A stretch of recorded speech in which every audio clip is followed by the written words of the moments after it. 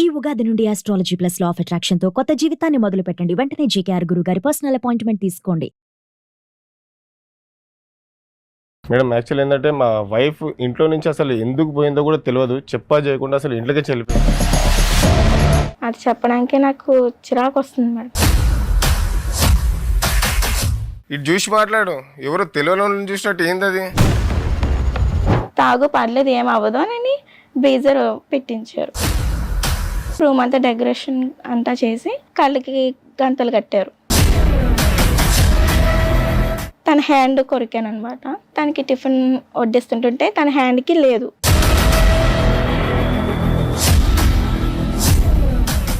నువ్వు తప్పు చేసినావా లేదా అనేది తెలిసిన తర్వాత మాత్రం నీకు మామూలుగా ఉండదు. నువ్వు ఇప్పుడు వాయిస్ రేస్ చేసినందుకు నేను ముందే చెప్తున్నా. అసలు నాకేం గుర్తొస్తలే, వీళ్ళే కలిసేదో నన్ను ఆగం పట్టిస్తారు మేడం. నువ్వు చేసింది తప్పు అంటే ఏమన్నా మెమరీ లాస్ రోగం ఉన్నదా నీకు?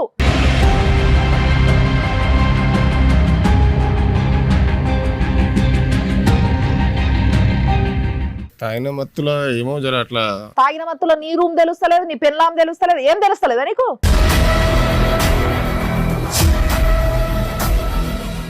చీటింగ్ కేసు పడుతుంది. ఎన్ని 3 నుంచి 7 సంవత్సరాలు. నువ్వు ఇంటికి తీసుకుపోనికి కాదా ఆమెను పిలిపించింది నేను. తీసుకుపోతాను మేడం. ఆమె రావాలి కదా, ఆమెకి ఇష్టం లేకుండా గుంజుకోపోతావు నువ్వు. నేను మాట్లాడి సన్నాసాను. ఏం ధైర్యం, ఏం దమ్ముతో మాట్లాడుతావు నువ్వు ఒక ఆడపిల్లని అట్లా చేసి?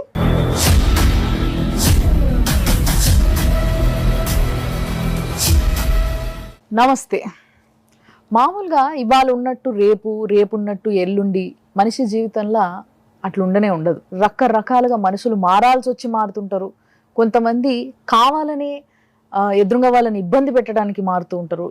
ఇట్లాంటివి ప్రతిరోజు ప్రతి ఒక్కరి జీవితంలో ఇలాంటి సమస్యలు ఎదుర్కొంటూనే ఉంటారు. ఈరోజు సమస్య చెప్పుకునేటందుకు ఒక వ్యక్తి వచ్చిండ్రు. ఈ సమస్య పైన ఎలాంటి పరిష్కారం అయితే కరెక్ట్ అనే విషయాన్ని చాలా మంచిగా ఆలోచించి ఏదైతే కరెక్ట్, ఎవరికి అన్యాయం జరగకుండా చూసుకునే బాధ్యత మేము ఇక్కడ ఇద్దరి మీద పెట్టినాం అనమాట. ఆ ఇద్దరు గెస్ట్లు నా పక్కన ఉన్నారు. అనురాధమ్మ గారు ఉన్నారు, advocate and family counsellor. At the same time ఇక్కడ మన నాగిరెడ్డి సార్ ఉన్నారు. సార్ నమస్తే. అమ్మ నమస్తే. సో మరి సమస్య చెప్పుకోవడానికి వచ్చిన వ్యక్తి ఎవరు, ఆయన సమస్య ఏంది, అసలు ఏం జరుగుతుంది, ఈ ముచ్చట ఇప్పుడు చూద్దాం మనం. రండి సార్, కూర్చోండి. నమస్తే. మీ పేరు? నా పేరు నవీన్. అసలు మీరు ఏం చదువుకున్నారు ఒకసారి చెప్పండి, అందుకు అడుగుతున్నా ఈ ప్రశ్న. మేడం ఇప్పుడు నాది స్టడీ అయిపోయింది. నేను చెన్నైలో ఐటీలో జాబ్ చేస్తున్నాను మేడం. మీ సమస్య ఏంది? మేడం యాక్చువల్ ఏంటంటే మా వైఫ్ ఇంట్లో నుంచి అసలు ఎందుకు పోయిందో కూడా తెలియదు. చెప్పా చేయకుండా అసలు ఇంట్లోకే వెళ్ళిపోయింది. పోలీస్ కంప్లైంట్ ఇస్తే అసలు నేనేదో చేసిన అనుకుని మళ్ళీ ఇబ్బందులు పెడతారేమో అని చెప్పి. సో మీ చుట్టుపక్కల అంతా మీరు ఎంక్వైరీ చేశారా? అదే అంతా ఎంక్వైరీ చేశాను మేడం. అసలు ఎందుకు పోయిందో కూడా తెలియదు మేడం. మేము అందరం కలిసి, మేము మా ఇంటి ఎదురుగుండే వాళ్ళు, ఆయన కూడా ఒక ఐటీ ఎంప్లాయీ, వాళ్ళ ఫ్యామిలీ మా ఫ్యామిలీ అందరం కలిసి గోవా వెళ్ళాం. అక్కడ అంతా బాగానే జరిగింది. అసలు తర్వాత చెప్పా చేయకుండా ఎందుకు వెళ్ళిపోయిందో కూడా ఇంతవరకు తెలియదు మేడం. అక్కడ నుంచి వెళ్ళిపోయిందా, గోవా నుంచి వెళ్ళిపోయిందా ఎక్కడికన్నా? గోవాకి వెళ్ళేసి మళ్ళీ ఇక్కడ ఇంటికి వచ్చాం మేడం. ఇంటికి వచ్చిన తర్వాత వెళ్ళిపోయింది. అసలు నేను ఆఫీస్కి పోయి వచ్చేలోపు అసలు ఇంట్లో లేదు. అక్కడ ఏమైనా గొడవ జరిగిందా గోవాలో? గొడవ ఏం లేదు మేడం, అంతా హ్యాపీగానే ఉన్నాం. వాళ్ళు ఎదురుగా ఫ్రెండ్స్ వాళ్ళని అడిగినరా, చూసినరా, ఏంది ఏం కథ ఎవరినన్నా? అడిగాం మేడం. అసలు ఎవరు కూడా మాకు తెలియదు అని చెప్తున్నారు. అసలు ఎవరు చూడలేదు మీ వైఫ్ ని? ఎవరు చూడలేదు. తను కూడా నాకు ఆ ఫోన్ కానీ దేనికి అసలు రెస్పాన్స్ ఇవ్వట్లేదు.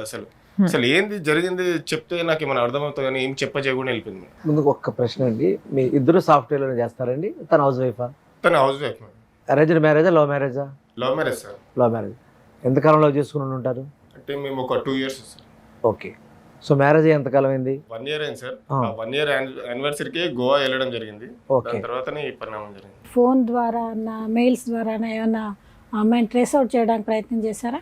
మేడం అసలు ఫోన్లు చేస్తూనే ఉన్నాను మేడం. కంటిన్యూ ఫోన్లు అన్ని చేస్తున్నాను కానీ ఒక్క ఫోన్ కూడా తను అసలు రెస్పాన్స్. ఆ నెంబర్ యూజ్ చేస్తుంది అమ్మాయి? యూజ్ చేస్తుంది, రింగ్ అవుతుంది, బట్ తను రెస్పాన్స్. అంటే ఒకటి షూర్, ఆ అమ్మాయి ఉంది ఉంది కానీ మీతో కాంటాక్ట్ లో లేదు. అవును మేడం. కాల్ చేస్తే ఆ అమ్మాయి మాట్లాడింది. అంటే ఆమె ఏంది అంటే, మా హస్బెండ్ వస్తాడా ఇవన్నీ అడిగింది. అంటే వస్తాడు, నువ్వు రా అంటే రానన్నది మొదలు. మీ ఆయన నీ కోసం ఎత్తుకుంటా మా దగ్గరకు వచ్చిండు, నువ్వు ఎందుకు వెళ్ళిపోయినావో కూడా ఆయన క్లారిటీ లేదట. అదన్నా చెప్పిపోదుదా అని నేను పిలిస్తే అమ్మాయి వచ్చింది. దా అపర్ణ. నమస్తే అండి. నమస్తే. నమస్తే సార్.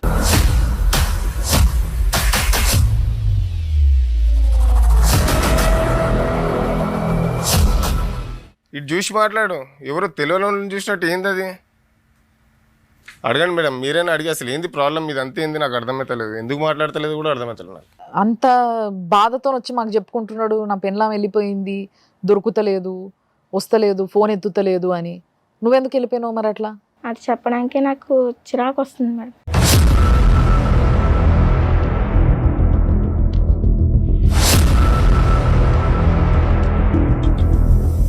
అంత చిరాకు వచ్చే పని ఏం చేసినావు అబ్బా నువ్వు? అదే మేడం నాకే అర్థమవుతలేదు. అలా సడన్గా నువ్వు వెళ్ళిపోతే ఆయన పరిస్థితి ఏంటి? ఆయన ఫ్రెండ్స్ దగ్గర, చుట్టాల దగ్గర ఆయన ఎలా మొహం చూపించుకుంటారమ్మా? సడన్గా వెళ్ళిపోయినావు అని చెప్పేసి ఆయన చాలా ఫికర్ పెట్టుకొని మా దగ్గరకు వచ్చిండు, కానీ ఆయనకు చెప్పకుండా వెళ్ళిపోయినావు. ఇంతకు ఎక్కడ పోయినావు? నేను అరుణాచలం వెళ్ళిపోయినా. అరుణాచలం వెళ్ళిపోయినావు? అరుణాచలం. ఎవరితో కలిసి ఉంటున్నావు? నార్మల్గా సింగిల్గానే అక్కడ ఉంటున్నాను, అందరితో కలిసి. అక్కడ ఫ్రెండ్స్ అయ్యారు. ఎందుకు? మీ తల్లిదండ్రులు ఎవరు మంచి చూసుకోరా, ఉన్నారా, లేరా, ఏంది అసలు? ఉన్నారండి. చూస్తారా? చూడరు. అంటే లవ్ మ్యారేజ్ చేసుకున్నాం కదా, మా పరువు తీసేస్తావు అనేసి రానియరు. ఫోన్ చేసినావు నువ్వు వాళ్ళకి? చేశాను. చేస్తే ఇప్పుడు ఎందుకు ఫోన్ చేసావు, మాకేం ఫోన్లు చేయకు, ఏం చేయకు, నీకు నాకు సంబంధం లేదు అనేసి ఫోన్ కట్ చేస్తారు. ప్రేమించి పెళ్లి చూసుకుని వెళ్ళిపోతే ఏ తల్లిదండ్రులు ఎలా రియాక్ట్ అవుతారు మేడం? అంటే మనం సాధారణంగా ఆలోచిద్దాం. ఆడపిల్లకి కష్టం వచ్చినప్పుడు తల్లిదండ్రులకు ఫోన్ చేస్తే అమ్మ నేనున్నా, ప్రపంచం అంతా ఒకవైపు, తల్లిదండ్రులు ఒకవైపు ఇది ఉన్నారు. తప్పనిసరిగా జరగాలి. అంటే వాళ్ళు ఎంత హర్ట్ అయ్యారు.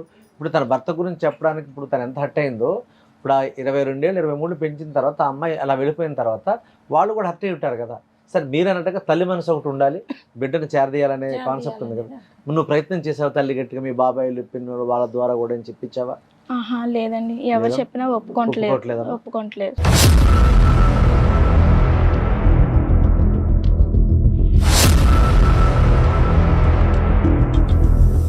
మరి ఇప్పుడు ఏ తల్లిదండ్రులు అయినా ఎంతో హర్ట్ అయితే తప్పితేనే మాట్లాడుకుంటూ ఉంటారు, లేకుంటే సొంత కూతురుతో మాట్లాడకుండా ఎన్ని రోజులని ఉంటారు? అట్లీస్ట్ పెళ్ళయి ఇప్పుడు మీకు సంవత్సరం అయిపోయింది అంటున్నారు కదా, సంవత్సరం తర్వాత అయినా మాట్లాడాలి, కానీ మాట్లాడతలేరు అని అంటే పాపం వాళ్ళు ఎంతో ప్రేమగా పెంచుకొని ఉంటారు, హర్ట్ అయి ఉంటారు.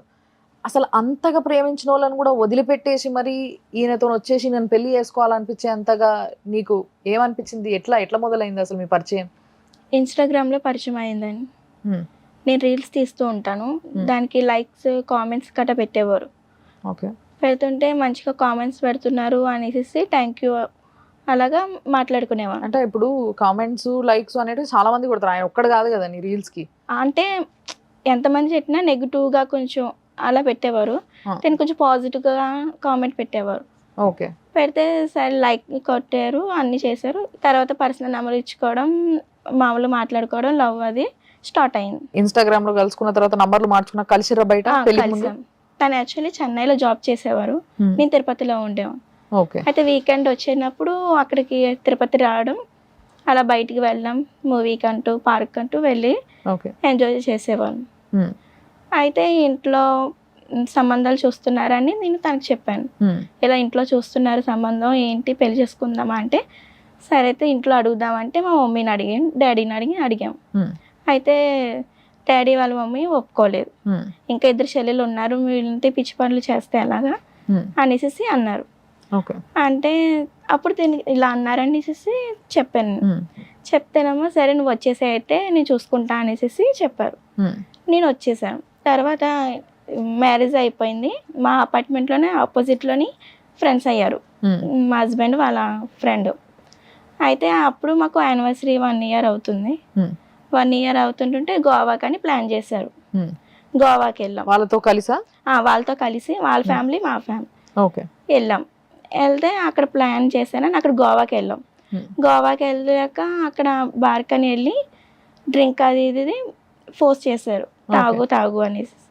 అంటే అప్పటికి నేను ఒప్పుకోలేదు, వద్దు అని అన్నాను. అంటే తాగు పర్లేదు ఏం అవ్వదు అని బీజర్ పెట్టించారు.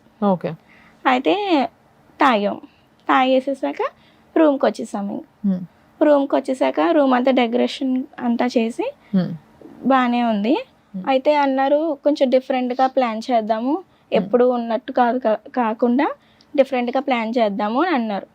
అంటే సరే ఇంట్రెస్ట్గా ఉంది కదా, సరే డిఫరెంట్గా చేద్దాం అనేసి కళ్ళకి గంతలు కట్టారు. గంటలు కట్టి అలాగా ప్లాన్ చేశారు.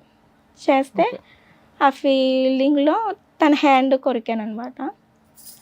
కొరికితే అప్పటికి అయిపోయింది. మార్నింగ్ అయ్యేసరికి తనకి టిఫిన్ వడ్డిస్తుంటుంటే తన హ్యాండ్కి లేదు, డాట్ అనేది లేదు, కొరికిన మరక లేదు. మార్క్ లేదు.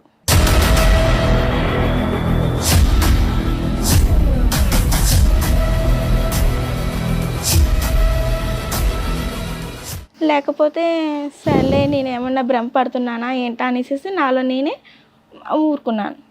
ఊరుకుంటే తర్వాత బయటికి వెళ్ళాము, మళ్ళీ వాళ్ళు ఫ్రెండ్స్ మేము బయటికి వెళ్ళాము. వెళ్తే వాళ్ళ ఫ్రెండ్ ఏమైంది అంటే బొండం అదే డ్రింక్ అది ఇచ్చారు. డ్రింక్ అది ఇస్తే తన హ్యాండ్కి ఉంది. ఎవరి హ్యాండ్కి? తన ఫ్రెండ్ వాళ్ళ హ్యాండ్కి అంటే ఉంది. ఎవరు? మీరు ఎవరితో అయితే కలిసిపోయినరో వాళ్ళు? వాళ్ళు. ఆమె చెప్పేదంత నిజమా? ఆ చిన్న పన్ను ఘాటు పట్టుకొని ఈమె ఇంట్లోకించి వెళ్ళిపోయి ఇక్కడ ఏమేమో చెప్తుంది, అసలు ఏం అర్థమవుతలేదు మేడం నాకు. ఇప్పుడు మామూలుగా ఒక ఆడపిల్ల అయితే తన మీద తన ఇట్లాంటి అభాండాలు అయితే వేసుకో. అంటే ఇప్పుడు వరకు చూసిన కేసులలో ఈ కేసు డిఫరెన్స్ ఏంది అని అంటే, ఎదురుంగోళ్ళు వచ్చి ఇది ఇట్లా చేసింది, వీడి ఇట్లా చేసిండు అని చెప్పుకోవడం మన షోలో చూసినాము. కానీ ఇక్కడ ఏం జరుగుతుంది అని అంటే, లేదు నన్ను ఇట్లా చేసిండ్రు అని అంటే మొగుడే ఒప్పుకుంటలేడు. ఇది చాలా విచిత్రమైన కథ ఇది. కానీ నిజంగా ఆ అమ్మాయిని చూస్తే కూడా అట్లా అనిపిస్తలేదు. ఆమె కొంచెం ఫ్యామిలీ గర్ల్ లాగానే ఉంది. మరి అలాంటి పిల్ల అట్లా కాదు. నువ్వు ఫస్ట్ వాయిస్ రేజ్ చేస్తే మర్యాద దక్కదు నీకు. ఏం మేడం మళ్ళీ అప్పటి నుంచి నీ దగ్గర ఉంటే ఇంకేముంది మేడం, నేను ఉన్నది చెప్తున్నా కదా. నువ్వు తప్పు చేసినావా లేదా అనేది తెలిసిన తర్వాత మాత్రం నీకు మామూలుగా ఉండదు. నువ్వు ఇప్పుడు వాయిస్ రేజ్ చేసినందుకు నేను ముందే చెప్తున్నా. ఆమె నీ భార్య అయ్యా, నిన్ను నమ్మి నిన్ను ప్రేమించి పెళ్లి చేసుకొని నీ ఎంబడి వచ్చేసి తల్లిదండ్రిని వదులుకొని ఈ రోజు ఆమె మీద ఆమెనే అభాండం వేసుకుంటుందా? ఈయననే ఎవరితోనో తిరిగిండని కూడా చెప్పాలనుకుంటా ఆమె. కానీ అట్లా చెప్తలేదు కదా. ఆమె తెలుస్తుంటది కదా. ఇప్పుడు ఆమెను ఏం అడగగలుగుతాం చెప్పు? ఆమె సిగ్గు వదిలిపెట్టి గాన్ని ముచ్చట్లు చెప్పిన తర్వాత. మేడం ఆమె ఫస్ట్ టైం బ్రీజర్ తాగింది మేడం. ఆ రోజు బలవంతం చేస్తే ఆ బ్రీజర్ తాగిన మత్తులో ఏం కలగన్నదేమో మొత్తం ఇదంతా క్రియేట్ చేసి పెట్టింది. ఒక్క నిమిషం అమ్మా, ఎక్సెప్ట్ ఈ కార్డు తప్ప నువ్వు చూపించిన ఇంకేమన్నా నీ దగ్గర ప్రూఫ్ ఉందా? వాళ్ళ ఫ్రెండ్ వాళ్ళ వైఫ్ని చెప్పింది మేడం. ఏం చెప్పింది ఆమె అంటే మేము ఇలాగే ప్లాన్ చేసుకున్నాము ఎక్స్చేంజ్ చేసుకోవడానికి.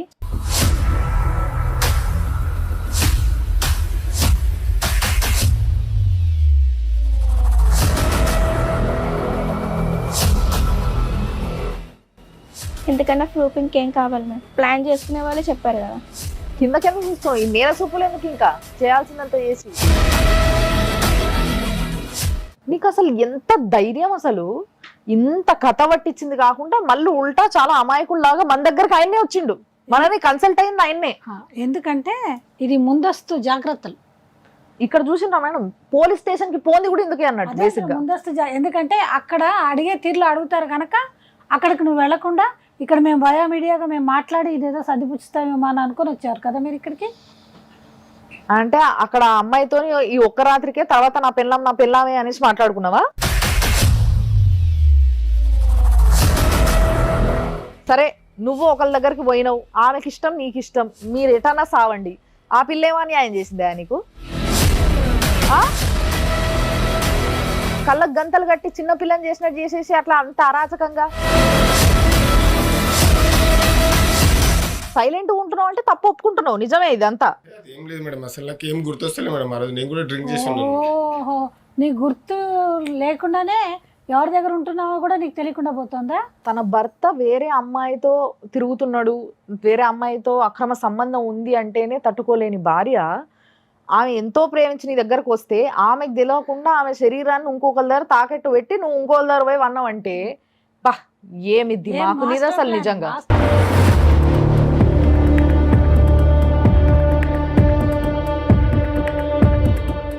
జర ఆ రోజు తాగిన మత్తులో ఏమో జర అట్లా తాగిన మత్తులో నీ రూమ్ తెలుస్తలేదు, నీ పెళ్ళాం తెలుస్తలేదు, ఏం తెలుస్తలేదా నీకు?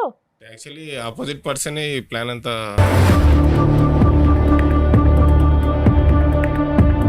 ఆ రోజు ఎప్పుడు రెగ్యులర్ గా తీసుకోండి సార్. మీ ముగ్గురు కలిసి పథకం ప్రకారం చేసిన పని ఇది. నువ్వు ఒక్కడవే కదా, వాళ్ళిద్దరు కూడా. ఇది చాలా తప్పు. ఆ పిల్ల కన్ఫర్మ్ చేసుకున్న తర్వాతనే ఇక్కడ దాకా రావడానికి కూడా ఇష్టపడ్డది మాతో నీవన్నీ ముచ్చట్లు చెప్పిన తర్వాత. ఇప్పటికీ కూడా నీ సంసారాన్ని నీ జీవితాన్ని ఇక్కడ దాకా గుంజుకుంది నువ్వే. తెలుస్తుంది అది నువ్వే అని. వాళ్ళందరూ కలిసి ప్లాన్ చేస్తున్నట్టు అనిపిస్తుంది మేడం. ఇంటి ఎదురు ఆమె కలిసి మీరు ప్లాన్ చేస్తున్నట్టు మీరు ప్లాన్ చేసి నన్ను ఇలా చేశారు. నాకు తెలిసి ఈమెకి ఆ ఇంటి ఎదురు ఏదో ఉన్నట్టుంది అనిపిస్తుంది మేడం.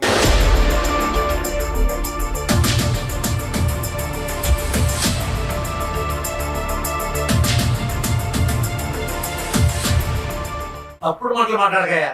భార్య మీద ఎలా నిందలేస్తావు? నువ్వు చేసింది తప్పు ఒకటి మళ్ళీ అమ్మాయి అంటే ఏంటి? సార్ అంతా అబద్ధం చెప్తాను, అన్ని వాళ్ళు ప్లాన్ చేసుకుని ఇప్పుడు నా మీద తోస్తున్నారు. పిచ్చి నాటకాలు పడకుండా ఉన్నది ఉన్నట్టు చెప్పు. ఆ పిల్ల లేచిపోయిందంటే ఆ పిల్లని అంటుండే కాదు.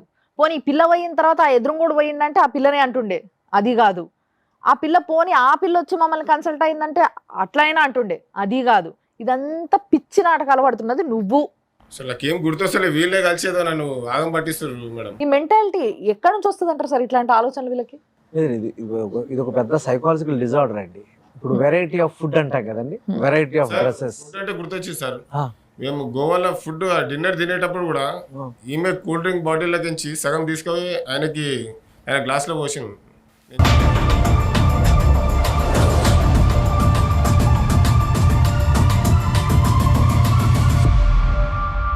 ఇదంతా ఎంత ఎందుకు మేడం? పోనీ ఒకవేళ హోటల్లో అదేదో అరేంజ్ చేశారన్నారు కదా, సరే మా టీం వాళ్ళు ఎలాగో నువ్వు అంటున్నావు కదా, అక్కడ సీసీ ఫుటేజ్ తెప్పిస్తారు, చూస్తారు, అప్పుడైతే క్లారిటీ వచ్చేస్తుంది. అక్కడ దాకా ఎందుకు మేడం? ఇప్పుడు పోలీసు వాళ్ళని పిలిపించి కంప్లైంట్ పెట్టిస్తాయి, అది క్లారిటీ వచ్చేస్తుంది కదా.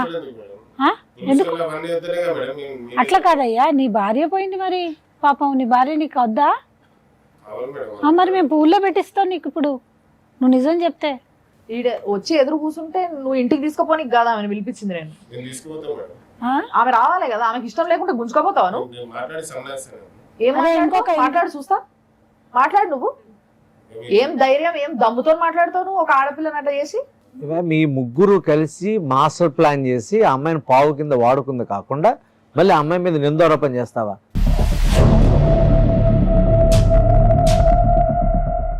వాళ్ళు ఏదో ప్లాన్ చేసుకున్నారని ఇప్పుడు అంటూ నువ్వు ఇరుక్కుంటే మాత్రం అయిపోయి అన్ని ముచ్చట్లు ఇష్టం వచ్చినట్టు దిప్పేస్తావు అన్నట్టు, అంతేనా? పోనీ మరి నువ్వు చెప్పినప్పుడే, ఆయన చెప్పినప్పుడే మనతో కన్సల్ట్ అయినప్పుడే చెప్పాలి కదా మేడం, నా భార్యతో ఈ ప్రాబ్లం ఉంది, నా భార్య నన్ను నెగ్లెక్ట్ చేసింది, లేకపోతే నన్ను మంచిగా చూసుకునేది కాదు, ఎదురుగోళ్ళ పైన ఎక్కువ మోజుండే, ఇవన్నీ చెప్పాలి. ఇవన్నీ చెప్పలేదు ఆయన. ఏమన్నా మెమరీ లాస్ రోగం ఉన్నదా నీకు?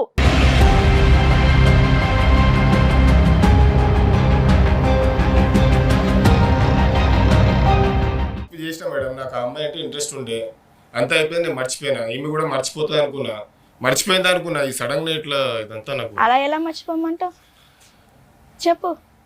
ఎంత నమ్మినా నిన్ను, ఎంత ప్రేమించాను నిన్ను. ప్లీజ్ తప్పైపోయింది, వదిలేసేయాలి. ఏంటి తప్పు? చిన్న తప్ప అదేమన్నా? సరే ఇంకోసారి ఇట్లా కాదులేదు. ఇంకోసారా మేడం? ఇంకోసారి చేస్తావా? జీవితాంతం ఇప్పుడు ఆమెకి అది గుర్తుకొస్తే ఆమె ఎట్లా బతుకుతుంది చెప్పు? ఆమెకి అది ఎంత మనోవేదన అందిస్తుంది తెలుసా నీకు? అందుకే అదంతా ఒక కలలాగా మర్చిపోమంటున్నాను. నీకేమో ఆ రోజు రాత్రి ఎంజాయ్ చేసినావు నువ్వు నీకు కావాల్సిన వాళ్ళతో. ఇప్పుడు ఆమెకి అది తెలిసి ఆమె ఎంత హింస పడుతుండొచ్చు లోపల లోపల. గింత కమిట్మెంట్ లేకుండా ఎందుకు పెళ్లి చేసుకున్నావా నువ్వు ప్రేమించి? మరి ఇంకా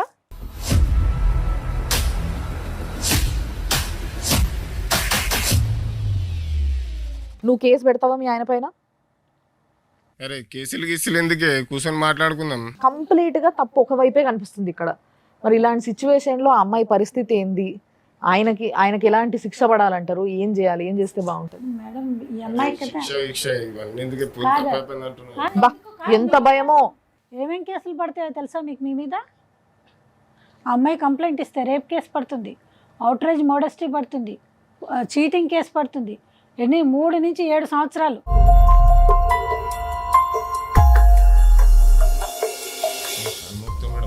వద్దు మేడం, తను చూస్తుంటే నాకు చిరాకు వస్తుంది మేడం.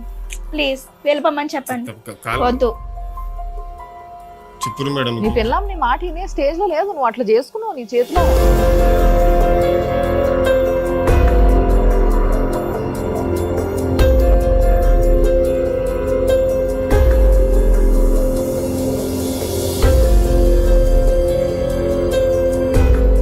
మరి నీవు కేసులు వేయాలనుకుంటే ఈ అవకాశాలన్నీ ఉన్నాయమ్మా.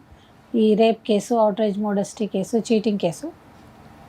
మీరు అంటే క్షమించమని చెప్పం మేము, ఎందుకంటే ఇట్లాంటి వాళ్ళని క్షమిస్తే మేము ఎంకరేజ్ చేయమని చెప్పిన వాళ్ళం అవుతాం. కనుక అది నీ మనసుకి ఎలా తోస్తుంది, నువ్వు కేసు వేయాలని అనుకుంటే 100% మా టీం అంతా నీకు వెనకాల ఉంటాం. ఈ కేసు వేస్తాను మేడం. వద్దు, నన్ను డిస్టర్బ్ చేయొద్దని చెప్పండి. నా బతుకు నీ బతుకుతాను. ఎట్లా మరి ఉద్యోగం చేసుకుంటాను? చేసుకుంటాను మ్యామ్. నీ డిగ్రీ చదివాను. ఆడవాళ్ళు శీలానికి చాలా ప్రాధాన్యత ఇస్తారు, భారతీయ స్త్రీలు పర్టికులర్గా. నిన్ను ప్రేమించి నిన్ను నమ్మి తల్లిదండ్రులు వదిలేసి వచ్చి నీ దగ్గరకు వచ్చిన ఒక అమ్మాయిని నువ్వు నిజంగా చీట్ చేసావు. మామూలుగా ఏదో ఎవరినో ప్రేమించినట్టు వేరే వస్తువుల పరంగా జరిగేది వేరండి. కానీ శారీరకంగా తన హింస జరిగింది. మీ మైండ్ సెట్ మారాలి. ఎప్పటి నుంచైనా కాస్త జాగ్రత్తగా ఉండే ప్రయత్నం చేయండి. ఇప్పుడు మీరు క్షమించమంటే అంత ఈజీగా అమ్మాయి క్షమించలేదు, ఎందుకంటే ఆమె చాలా హర్ట్ అయింది. ఆమె కొద్ది కాలం తర్వాత ఏమైనా జరిగి నీలో పరివర్తన వచ్చి నీలో మార్పు వస్తే అప్పుడేమైనా తను యాక్సెప్ట్ చేయొచ్చు. యాక్సెప్ట్ చేయమని చెప్పే హక్కు మాకు లేదు. కనుక మీరే మారాలి. మీరు మారుతున్నారన్న స్పష్టమైనటువంటి మెసేజ్ తనకు అందితే, తను చూస్తే ఒక రోజుకు తను రియలైజ్ అవుతుంది. సార్ నా భార్య నాతో పంపించారు. అయ్యరామా, మళ్ళీ ఇంకా పంపించమంటావు ఏంటయ్యా? అమ్మాయి బొమ్మ. ఆమె ఎక్కడ ఉండాలనుకుంటుంది అక్కడ ఉంటుంది. ఆమె ఉద్యోగం చేసుకునే బతుకుతుందో ఏం చేసుకొని బతుకుతుంది. నీ పెళ్ళాం నీకు కావాలనుకుంటే నువ్వు ఎట్లయితే ఫస్ట్ ఆ వెనక తిరిగి ఆమెను పటాయించి లవ్ చేసి పెళ్లి చేసుకున్నావో అక్కడి నుంచి మొదలుపెట్టు. మళ్ళీ అప్పుడు కూడా ఆమెకి ఏమన్నా దయ కలిగితే, ప్రేమ కాదు దయ కలిగినా నువ్వు బతికిపోయినావు అనుకో, ఇంతకు మించి చేసేది ఏంటి? అంత దరిద్ర పని చేసినావు నువ్వు. ఆమె ఏ నిమిషం కేసేయాలనుకున్నా ఈయన ఒక్కడు కాదమ్మా, ఈయన దోస్తు పెన్లాము వీళ్ళందరూ ఉన్నారు, ముగ్గురు మీద కలిపి వేస్తే. ఈ విషయం మేమే చెప్తున్నాం. ఈయన ఒక్కరి మీద వేస్తే నీకేం రాదు, ముగ్గురు మీదే. ముగ్గురు కలిసి ప్లాన్ చేసిర్రట కదా, చెప్తున్నాడు కదా సిగ్గు లేకుండా. కాబట్టి ఆ ముగ్గురిని కలిపి ముగ్గురు మీద కేసేయి. అయిపోయింది మేడం, మంచిగా చూసుకుంటా ఇప్పటి నుంచి. ఆమె కన్విన్స్ అయ్యా. ఆమె కన్విన్స్ అయితే మాకేం ప్రాబ్లం లేదు. మేము ఎవరిని రెచ్చగొట్టడానికి లేము ఇక్కడ, ఎవరిని విడగొట్టడానికి లేదు. మేము ఉన్నది ఇంకా కలపడానికి. నా తప్పు అయిపోయింది, మంచిగా చూసుకుంటా ఇప్పటి నుంచి అయినా. మేడం వల్ల ముందు చెప్తున్నా, కాగితం రాసిస్తా. ఈ మార్పుని ఆహ్వానించమని నేను చెప్పను, కానీ పశ్చాత్తాపం అనేది ఒకటి ఉంటుంది. ఒక మనిషి ఎప్పుడైనా ఏం చెప్తారంటే, నీ తప్పు చేశాను భవిష్యత్తులో చేయను అని పశ్చాత్తాపంతో కన్నీరు పెట్టే స్థితి ఒకటి వస్తుంది. అప్పుడు తప్పనిసరిగా మనిషిని క్షమించాలి. కేవలం మానవతా దృక్పథంతో ఆలోచించి ఒక నిర్ణయాన్ని తీసుకో తల్లి. ఈ ఒక్క చిన్న విషయంలో పూర్తిగా ఆయన అవాయిడ్ చేసేసుకుంటే రేపు రాబోయే వ్యక్తిని కాదు, ఇంకొక ఆయన వస్తారు, ఇంకొక ఆయన రావచ్చు, వాళ్ళందరూ ఎలా ఉంటారో మనకు తెలుస్తుందా తల్లి? అందుకని నీ మనస్సును అడుగు. నువ్వు ఎలా ఆల్రెడీ నువ్వు అరుణాచలం వెళ్ళొచ్చావు కనుక నీ మెంటల్ స్టేటస్ బాగుందని అనుకుంటున్నాను. మరొకసారి నీ మనసును నువ్వే ప్రశ్నించుకో తల్లి. నీకు ఏది మంచిది అనుకుంటే అది చెయ్యి. సో ఫైనల్గా నేను చెప్పాలనుకుంటున్నది ఏంటి అంటే, నీకు ఈ విషయంలో ఎటువంటి సహాయం కావాలన్నా సార్ని కానీ, నన్ను కానీ, మేడంని కానీ కన్సల్ట్ అవ్వచ్చు. నువ్వు డెఫినెట్లీ నేను ఇది చేద్దాం అనుకుంటున్నా కానీ నాకు భయం వేస్తుంది అని అనిపించే సిచ్యువేషన్లో నువ్వు ఉంటే, నీ వైపు తప్పులేదు కాబట్టి తప్పకుండా నీ వెనకాల మేము ఉంటాం. నీ జీవితం బాగుపడుతుంది దానివల్ల అంటే అంతకన్నా సంతోషం మాకేం లేదు. నీకు ఇచ్చే హామీ ఇది ఒకటే, నీ సైడ్ నుంచి మాట్లాడడానికే లేదు అసలు. నువ్వు ఏం చేస్తావో ఎట్లా చేస్తావో నీ ఇష్టం. దానివల్ల చిరాకు వచ్చి ఆమె కేసు వేస్తే పడు నోరు మూసుకో. సేమ్ టైం ఇలాంటి కిరాతకులు కొంతమంది ఉంటారు, పెళ్లి చేసుకున్న తర్వాత తన పెళ్ళాంలాగా కనిపించదు వీళ్ళకి, వేరే వాళ్ళ పెళ్ళాంలు మాత్రం చాలా ఇష్టంగా కనిపిస్తుంటారు. ఇలాంటి వాళ్ళు నిజంగా చెప్తున్నా నేను, మీ వల్ల ఈ లోకానికి కానీ ఈ భూమికి కానీ ఎటువంటి ఉపయోగం లేదు. చాలా మంచిగా చెప్తున్నాం. ఏదో ఒక రోజు అంటే పెద్దోళ్ళు అంటారు కదా, దొంగతనం ఓటి ఇంకో తనం ఓటి బయటపడితే ఎప్పటికైనా ఇట్లా బయటపడ్డ రోజు ముఖం ఎన్నో పెట్టుకోవాలా, అది ముందే ఆలోచించుకొని ఎవడి హద్దుల వాళ్ళు ఉంటే చాలా మంచిది. అది మొగళ్ళైనా ఆడోళ్ళైనా. ఇదే మేము చెప్పాలనుకున్నది. మళ్ళీ ఇంకొక ఎపిసోడ్తో మనం కలుద్దాం. మీరు చూస్తూనే ఉండండి సుమన్ టీవీ.